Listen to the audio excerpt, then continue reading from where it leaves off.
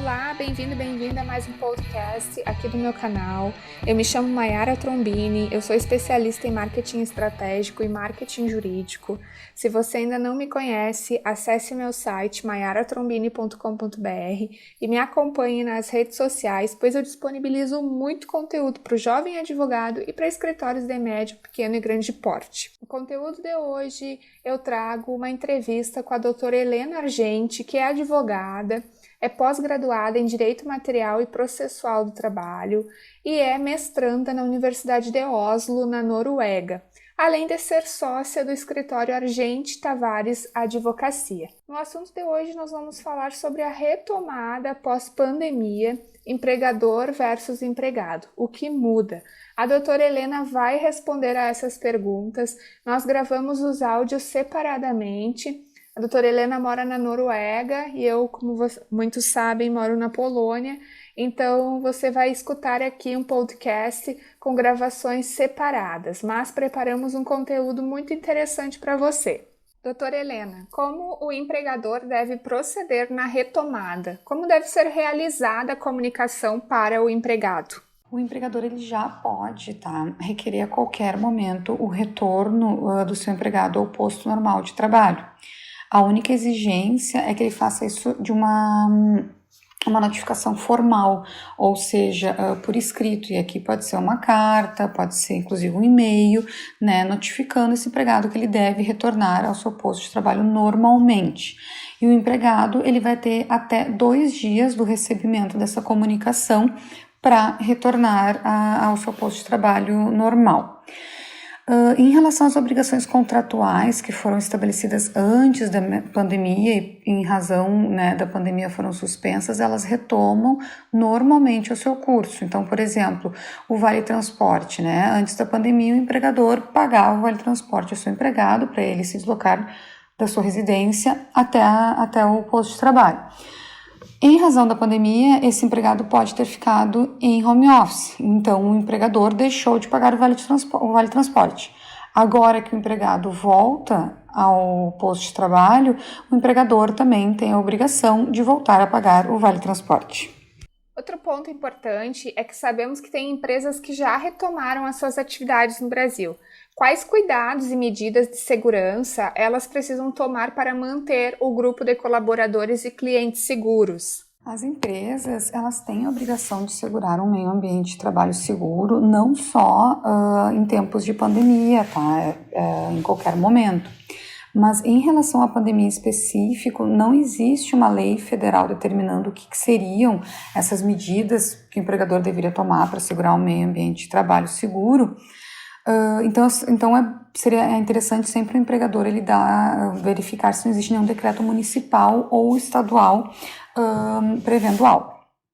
Porém, ainda que não haja nada na legislação dizendo como o empregador deve proceder para ter um meio ambiente de trabalho seguro, eu sempre oriento os meus clientes a tomarem algumas medidas que eu considero básicas, E vão ser elas. O primeiro é o uso obrigatório de máscara dentro do meio ambiente de trabalho, enquanto os funcionários estão trabalhando. A disponibilização constante de álcool em gel aos funcionários. Outra medida também seria medir a temperatura dos funcionários, quando chegam ao ambiente de trabalho, como a gente tem visto em alguns shoppings, no Rio Grande do Sul.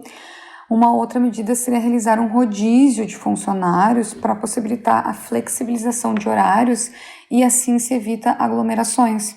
Então, na realidade, em vez de trabalhar com 100% dos meus funcionários, eu vou trabalhar, na realidade, com 50% ou até mesmo com 30% dos funcionários, fazendo um rodízio. Então, alguns funcionários vão ter quinta, outros funcionários vão ter quarta e sexta, e assim se evita aglomeração. Outra medida também seria garantir o distanciamento mínimo de 2 metros entre os postos de trabalho e também naquelas empresas que trabalham com atendimento ao cliente, esses 2 metros serem assegurados entre o funcionário e o cliente. Colocação também de barreiras físicas, que seriam aqueles plásticos transparentes, entre os postos de trabalho e entre os funcionários e os clientes, se for uma empresa que trabalha com atendimento ao cliente. E, claro, uma limpeza constante do meio ambiente de trabalho, né, com água e sabão, com gel, né, feita pelo empregador. Outro ponto importante que eu sempre oriento é a necessidade, tá, de documentação pelo empregador dessas prevenções que ele vem tomando, tá? Ou seja, o empregador ele toma uma série de prevenções e de medidas para deixar o meio ambiente de trabalho seguro, e então eu oriento que ele fundamente isso, que ele está tomando tais e tais medidas justamente para evitar a contaminação. Por quê? Porque se no futuro o empregado ele vem alegar que ele adquiriu Covid, tá? Porque o empregador determinou o seu retorno ao trabalho e que o Covid foi adquirido no trabalho, o empregador aqui já tem uma contraprova que ele tomou as medidas necessárias. Então, o empregador ele tem como contraprovar que na realidade não é tão óbvio assim que esse empregado adquiriu o Covid no trabalho, porque ele, empregador, tomou as medidas necessárias para manter o meio ambiente de trabalho.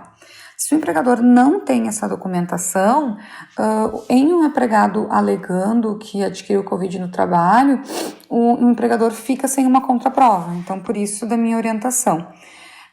Porque é bom lembrar que sim, o Covid pode ser adquirido no trabalho, mas ele também pode ser adquirido dentro da própria casa ou em qualquer outro meio ambiente comercial ou em qualquer deslocamento desse funcionário. E se o empregado contrair Covid-19 no trabalho, isso pode ser considerado doença do trabalho, acidente do trabalho e gerar estabilidade de 1 ano? Todo empregado que sofre um acidente de trabalho, ele passa a ter direito ao auxílio-doença, tá? Que é pago pela Previdência, e retomando, após, né, o gozo do auxílio-doença, quando ele retomar ao seu posto de trabalho, ele tem direito a uma estabilidade de 1 ano. Com a Covid-19, passou-se a discutir, tá, se aquele empregado que adquire a Covid-19 no trabalho, ele teria direito a esse auxílio-doença em estabilidade de 1 ano. A medida provisória 927 dizia que o Covid-19 não era doença ocupacional, ou seja, não era doença do trabalho e, portanto, não gerava o direito ao auxílio-doença e a estabilidade de 1 ano. Só que essa medida provisória 927 ela perdeu a sua eficácia, tá? E então, com a perda da sua eficácia, passou-se a discutir se o empregado vier a adquirir a Covid-19 no local de trabalho, se seria considerado doença ocupacional, ou seja, se ele teria direito ao auxílio-doença e à estabilidade de 1 ano. Claro que essa discussão aqui ela nem vai ser trazida se o empregado estiver em home office, né? Porque aí com certeza não vai ser considerado doença do trabalho. Bom, a respeito desse questionamento, a lei ainda não fala nada e a situação ainda é muito recente para saber como é que os tribunais eles vão se posicionar. Então, o que a gente pode adiantar é que caso o empregador ele consiga comprovar, tá, que tomou todas as medidas necessárias para ter um meio ambiente de trabalho seguro, e aqui a importância da comprovação das medidas que o empregador está tomando para manter um meio ambiente de trabalho saudável e seguro, que eu falei na outra pergunta, a priori não vai haver caracterização da doença do trabalho e esse empregado não vai ter direito à estabilidade. Porém, numa leitura contrário senso, a gente pode dizer que caso o empregado ele fizer a prova de que ele sim adquiriu no meio ambiente de trabalho, né, o Covid-19, aí sim, nesse caso, ele teria direito ao auxílio-doença e a estabilidade de 1 ano. Mas aqui fica bem claro a necessidade, a importância de comprovação pelo empregador contra uma contraprova, tá, de uma alegação do empregado de que tomou sim as medidas necessárias para garantir um meio ambiente de trabalho seguro. Como ficam as medidas contratuais que foram estabelecidas no início da pandemia? Elas seguem vigorando? A medida provisória 927, ela estabeleceu uma série de medidas com o intuito de preservar os postos de trabalho, né, evitar uma demissão em massa em razão da crise econômica que a gente vem enfrentando pelo Covid. Essa medida ela trouxe uma série de possibilidades, né, entre elas, por exemplo, a possibilidade de antecipar as férias, os feriados, fazer compensação de jornada. e também estabeleceu a redução e suspensão do contrato de trabalho e, consequentemente, dos salários.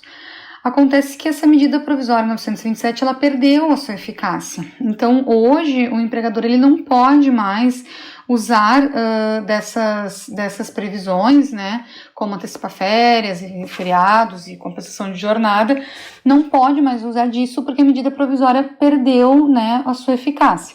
Porém, aquilo que ficou estabelecido enquanto a medida provisória vigorou, isso sim, né, vai ser considerado válido, mas assim que a medida provisória perdeu sua eficácia, né, essas previsões também tiveram que deixar de existir. A exceção aqui vai ser para redução e suspensão do contrato de trabalho e, consequentemente, suspensão e redução do salário, porque essas previsões, além de terem sido previstas na medida provisória 927, que não mais vale, foram também previstas na medida provisória 936. E essa última medida provisória foi convertida em lei, a Lei 14.020 de 2020. Então, como a suspensão e a redução do contrato de trabalho e, consequentemente, né, dos salários estava previsto na medida provisória 936, que foi convertida em lei, o empregador ainda pode fazer uso, né, dessas previsões, porém vai poder fazer uso da redução e suspensão do contrato de trabalho tão somente até dia 31 de dezembro desse ano, tá? É isso que prevê a lei que eu acabei de referir. E se o empregador adotou alguma das medidas estabelecidas na MP 936, que permitia a redução ou suspensão da jornada de trabalho, do contrato de trabalho durante a pandemia, como fica após o retorno? Os empregados que tiveram os contratos suspensos ou reduzidos, né, em razão e consequentemente os salários suspensos e reduzidos em razão da aplicação da medida provisória 936, ao retomarem os postos de trabalho, eles vão ter todos os seus direitos e condições restabelecidos. Então, por exemplo, um empregado que recebia adicional de salubridade, que teve o seu contrato suspenso, ele ficou em casa, então, portanto, ele não estava sujeito a situações insalubres. Durante a suspensão do contrato de trabalho, ele não recebeu o adicional de insalubridade. Mas no que esse empregado retornar ao seu posto efetivo de trabalho, ele automaticamente passa a receber novamente o seu adicional de insalubridade, tá?